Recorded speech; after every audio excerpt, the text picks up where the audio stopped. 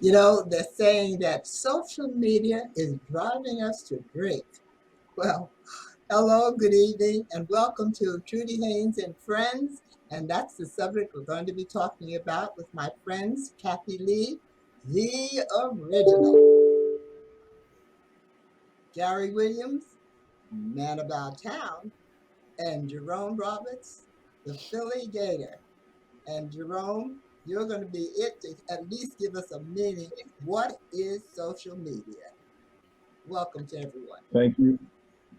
Thank you, Ms. Trudy, and it's a pleasure to be here talking to you again. Social media is a computer-based technology that facilitates sharing ideas, thoughts, and information through building virtual networks and communities. By design, social media is internet-based and gives users quick electronic communication of content. Content includes pictures, videos, documents, and personal information. And the primary way that people interact with social media is through their phone, the smartphone, a tablet, or a computer, because it's all web-based. Asia leads the world in social media usage. Indonesia is the number one country. Half the world, 3.8 billion people, are on social media. And by 2023, it's estimated in America, 257 million people will be on social media. The largest networks are Facebook, which is number one in the world, Instagram, Twitter, YouTube, TikTok, and when you get over into the business aspect, is LinkedIn. And finally, the last point that makes social media so ubiquitous is user-generated content and personalities, and it's very, very, very personal. You know, the internet started as a way of interacting with family and friends, but it's been co-opted by business and government to become something else. So that's basically what social media is. It tends to be young, it tends to be wealthy, and it tends to be the well-educated that are the big users of it. I don't know about you, but that sounds awfully confusing to me already. What do you think about it, Kathy? Do I think about it? Having gone from the little black telephones that were attached to my grandmother's little telephone stand to some of the little princess phones all the way up to the now, what do I think about social media? I think it has its good side and I think it has its bad side. And I think part of the challenge that I faced as a teacher at the Microsoft School of the Future, where everything was technology based, is we don't know what sources are the sources that we should be relying Mhm. upon to even spread or even have a conversation. You have to check the sources of things. And a lot of times they can be misleading. And I do know that Facebook, they're all about the money. All they care about is the money. They don't care about the impacts on people's lives and how they're affecting teenagers. But in defense of Facebook and these other social medias, no parent has to buy their kid a phone. No parent Mhm. has to have the internet unless it's for school. So, I mean, let's put some onus back on the people that are complaining about what their kids are doing on social media. I'm just saying. Well, you know, talking about all of that, and it really is confusing if you don't understand it. The children seem to understand it better than we do. But Gary, do you think we should have some controls on social media? Oh, yes. Well, they started out with controlling it, but then it got out of whack, and the government is involved in it also because it's all hooked up and connected to invasion of privacy, actually, because of the fact that when you use the social media, you don't know what's who's monitoring and how it's being used on one side, and then on the other side it's saying that the children that are now, especially females, they were saying young girls are getting um, is making them crazy. And then now I realize that the reason that a lot of the young people are hurting and harming each other is because he say she say that they're using on this Instagram and this Facebook, and the comments that they're giving to one another are making them violent. So it was leading towards that. And every time social media gets pulled to the carpet by the government, it seems like they give them a slap on the wrist and then they go back to doing the same thing. And now there's a woman that came out on 60 Minutes to speak about social media and how it was affecting the young people recently. If people want to listen to or go back to the series on 60 Minutes alone, Mm-hmm. that where she was the what they call the person that comes out and speaks out about a particular subject matter. Subject, Uh, yeah, I the forget what the host. name. No, it's someone that's inside the company that comes and Oh, talks A about it. whistleblower. She's a whistleblower. Whistleblower. Yeah, she came out as a whistleblower and she started revealing all the different things about social media and how, Kathy, I concur with you as far as the monetary value, because they were afraid that if they stopped going on, then the commercials that exist that they put on these Instagram, which is owned by Facebook, and Facebook is the same as Instagram, that they would stop the commercial advertisements and they wouldn't get bombarded with making extra monies from that. So it can be. It appears right now that it's more dangerous than it is beneficial to me. I'm glad you That's brought that that's up. quite interesting.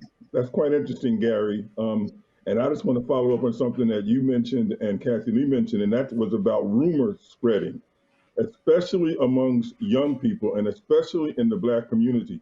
There's been some speculation that the interaction on social media is causing some of the shootings that are going on in the Black community, and murder across the country is up dramatically.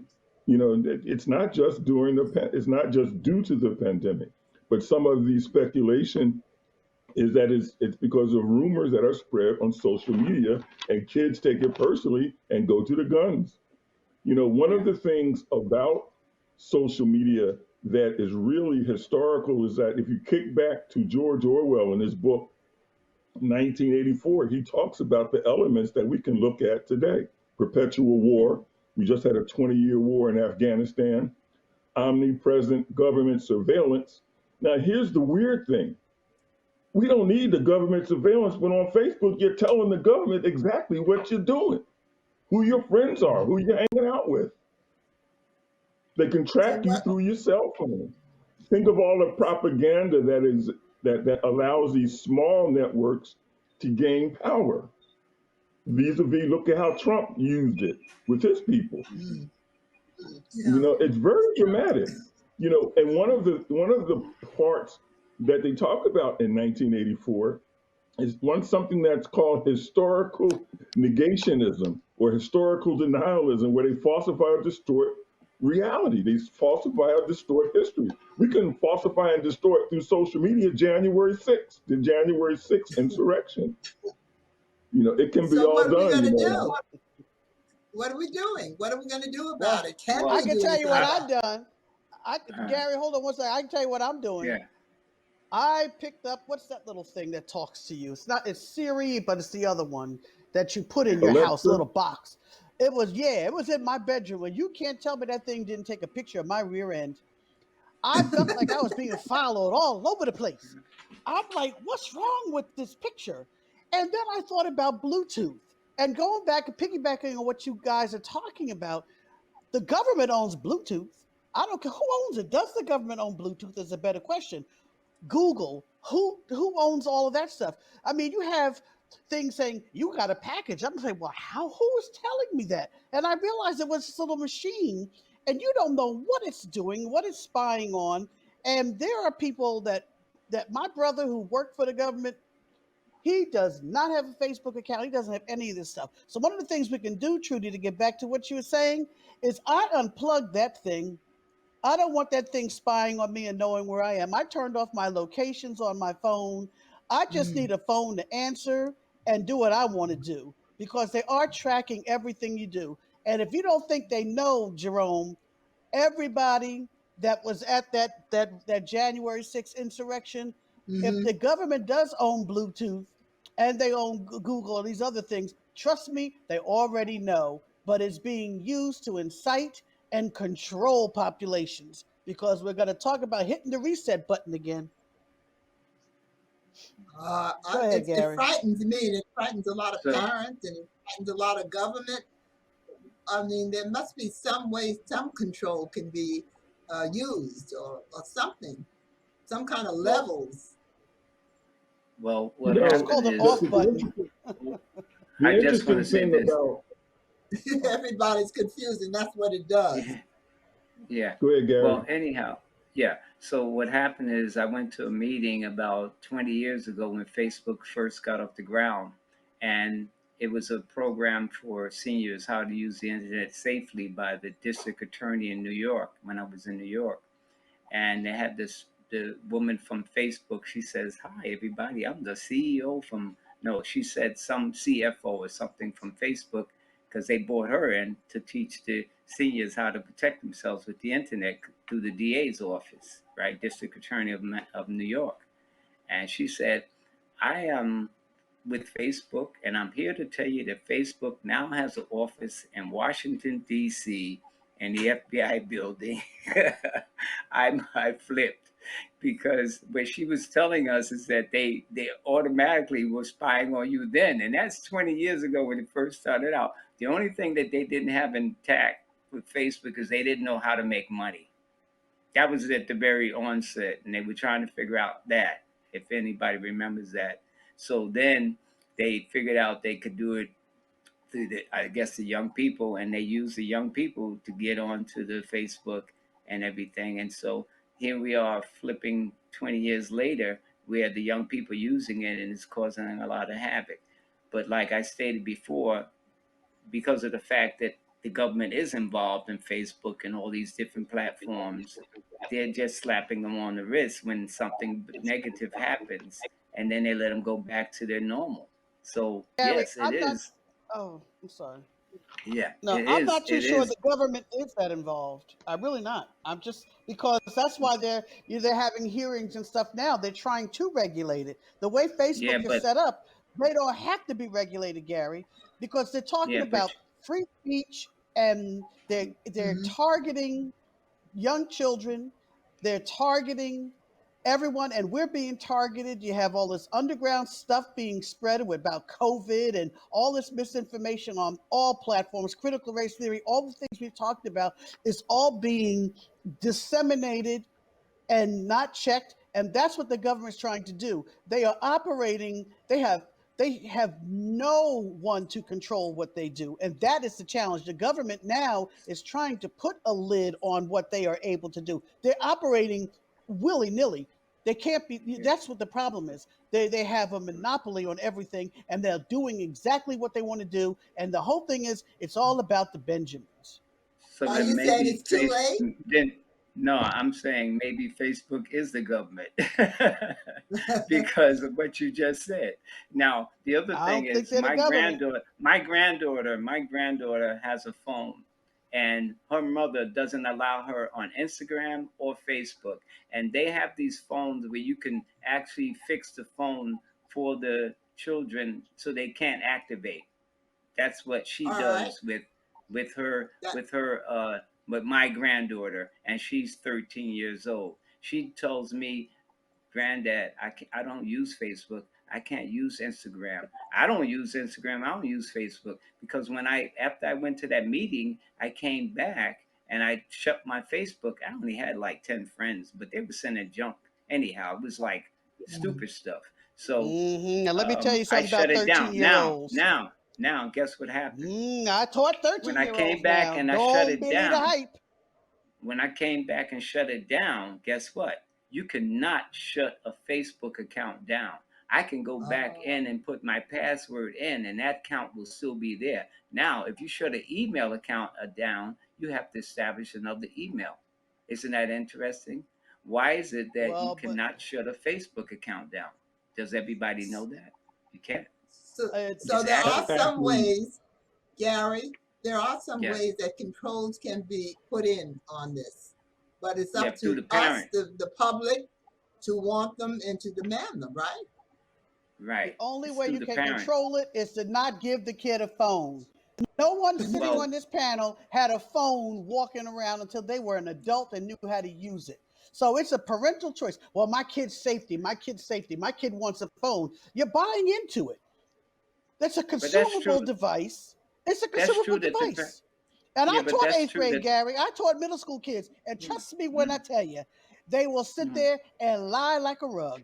They will yeah. tell you they're Well, not doing something, but they're looking at their friends' phones that have it, and their friends are showing they are safe crackers. They're safe crackers.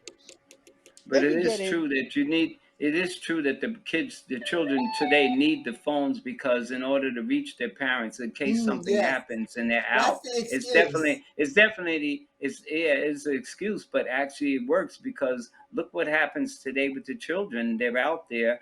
You don't have the latchkey kids and stuff like that. They get home and they can't get in the door, and the mother also can see what the children are doing on the phones when they have the phones too. So that's a So it's preventive okay for the measure. parents to spy on the kids, but it's not okay for Facebook to spy on the kids.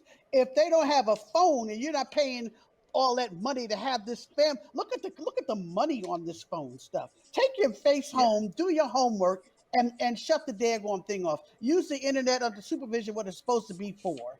And I know because I'm telling you, every kid got a laptop at the school of the future. All the Hmm. precautions we put on those laptops, they just erased them and went right on into the games and they hacked the system. If you think they're slow and stupid, no, they're not. I'm gonna tell Well, Well, you they, right hold your now, they they're gonna You point. get know, around it. Hold your point, they, everyone. Hold your point because we're coming right back to this subject in just a moment. And don't forget, you stay there too. Well, we're back with Trudy and friends and discussion about the social media and how it's mixing up a lot of folks. Wouldn't you say, Jerome? well, Ms. Trudy, thank you very much. Social media is addictive by design. And research has shown that with young people, especially, constant overstimulation causes the nervous system to go into the fight or flight mode. And if you're already an anxious teenager with ADHD or you got anxiety or depression, school shootings, again, spread by rumors and social media, causes these kids to go crazy. Mental health is a major problem amongst young people. And they Mm, did some research yeah. that showed they compared young people that spent 7 hours a day on social media to young people that spend 1 hour a day on social media. And needless I say more, the people that spend 7 hours a day on social media were the ones out there killing people because social media is not reality. You know, No, the FOMO, the fear of but missing we're out. stuck with it. Pardon me? I said we're stuck with it. What are we going to do? Oh, I don't think Well, we're stuck you with it, as a Jerome. human make a choice whether you interact with social media or not. I keep my social media interaction to a minimum. I have Twitter, I have Instagram, I have LinkedIn, I have Facebook, but I keep them to a minimum.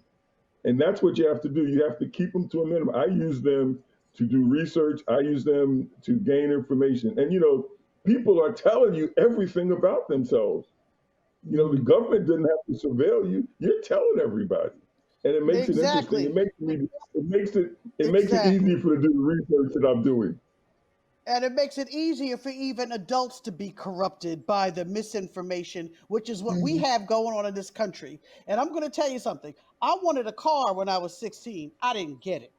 I wanted to have go go boots. I didn't get it. There are a whole lot of things I didn't get. And I would say, but so and so was going to this party. My father said, that's fine. Fine, let so and so go. You're staying home. And the same thing with these telephones and this social media with our kids. I'm sorry. If you're the parent, you can let them throw that guilt trip on you about this person, my safety. They know all the buzzwords to say to get their parents to go out there and spend money they do not have or really can use in other areas like purchasing other things rather than making sure their kids have a cell phone. If they can't pay the phone bill, they don't need a phone. If they're working, that's different. I'm oh, sorry. you're I tough. couldn't have anything. No, I'm sorry because people are critical of my son because he doesn't let my grandson play with the cell phone. And I'm watching my Mm, other little, god granddaughter walking around making Instagram things. I'm like, she's 7 years old. What's she doing with that stuff? It's yeah. time for grown-ups to be grown-ups. It's time for parents to be parents. And it's time for the adults to act like freaking adults. And all this YouTube and misinformation crap, adults need to stop this stuff too, because kids learn what they live. Yes. That is so true because what happens is the parents, uh, when they had their computers and they were doing their emails and this and that, and then the parents start doing Facebook and chatting with each other, and the children probably followed suit. They saw what their parents are doing, but the only way to, like Kathy Lee says, is to control it is to go back. It's interesting. Like we were using pagers at one time, and people used to page you, and you had to call them back on a landline or some other type of Mm-hmm. format. And so I guess in order to go forward, we got to go back. It's like the Sankofa bird. The Sankofa bird in Africa is looking back, but the feet are moving forward. And so you have to know where you come. In order to know where you're going, you have to know where you came from. And so we have to also go back to know where we came from, to know where we're going. And in essence, that's an interesting correlation because of that factor that this is what's happening with us. We're buying into the future. We're Oh, buying but into So, it. see, go ahead. I'm One of sorry. the aspects, of social media is when they talk about it was a way of connecting friends. Kim Kardashian probably has what, millions and millions, if not tens of millions of followers on social media. We live in a Mhm. world where our young people are exposed to this cult of personality. If I have more friends, I must be quote unquote a better person. And we as adults have to interact with our young people, especially, and make them That's a good realize point. that they need to experience in real life stuff, and the stuff on the internet is out there. Our young people are definitely the ones they're being bombarded with it, and they don't know how to get out of the way of it. Mhm. But Trudy And and Kathleen, you're everyone right. else, but see, part of here's the last thing I'm going to say for on this show for today. Everyone knows that the brains of children are not developed at this time. They're not really fully adults, thinking adults that can think rationally, that can synthesize information in such a way that they can make responsible, educated decisions. We know that. So, evidently, this technology is definitely proving that maybe our kids should not have total access to this. Yes. Maybe what they need to do is to create one. That's why they had MySpace, just one little place for the little kids. I don't know, and just be able to just monitor and turn the whole thing off. But their brains are not developed enough to handle this technology. At least that's what's being proven by all of the data. And the fact that these companies know that, and yet, in order to make a dollar, they're sacrificing, they're supporting the parents and supporting their children and damaging their their brains. I mean, In other some of them words, were it's born time dumb for and them they've to been get losing busy. ground ever since. It's time for us to get busy. It's Yeah. time for And them to the get other busy, or us as and parents. Yeah, and the other thing is that out of this hearing that the whistleblower, there's supposed to be a hearing. Let's see what Hmm. happens at this hearing. Then we know how much the government really appreciates the system that is in place with Facebook, Instagram. Because if it's another slap on the wrist, that means that they don't want to do anything. Like Kathy Lee was saying that the government um, is against it. Well, let's see what happens with this hearing that is being taken place as we speak, I believe, Uh-huh. where the young lady, I can't remember her name right now, but it was on 60 Minutes, so people can look back at 60 Minutes and see. So if this in the end is a slap on the wrist again, like it has happened 10 times before with Mark Zuckerberg and all the others and so forth, then that means that they don't want to do anything about it because they like it where it is. It's a Time for the corporation. parents to speak up. It's a That's all. corporation. No, You know, just one take of the the things phones. one of the aspects about social media, and it's right in the early amendments of the Constitution, it's the talking about free speech, and the government is really reluctant to intervene in areas where it would seem like they're putting a clamp down on free speech. And companies use this, and they've used it very, very, very well. The aspect of free speech that's in the Constitution, and the freedom of the press that's also in the Constitution. These corporations, they use that quite well to their advantage, and they monetize it well. And some of the biggest people that use it and pay for the services is the government. Mhm. Well, friends, you've done well today. You really have. And it was just great to be talking to you. And of course, we'll do it again next week. But in the meantime, I'd like to remind some of our young people that there's a living history thing going on right here in our communities. We have three historic homes that you can go to visit. One is the Marion Anderson House. The other one is the John Coltrane House. Those who like jazz, you can go there and find out all about his life and how it affected him. And the other one is the great Paul Robeson. They're all open. They all exist in our community, and I hope you will take the time to go see them. And now I'm going to take the time to say goodbye, and thanks for listening.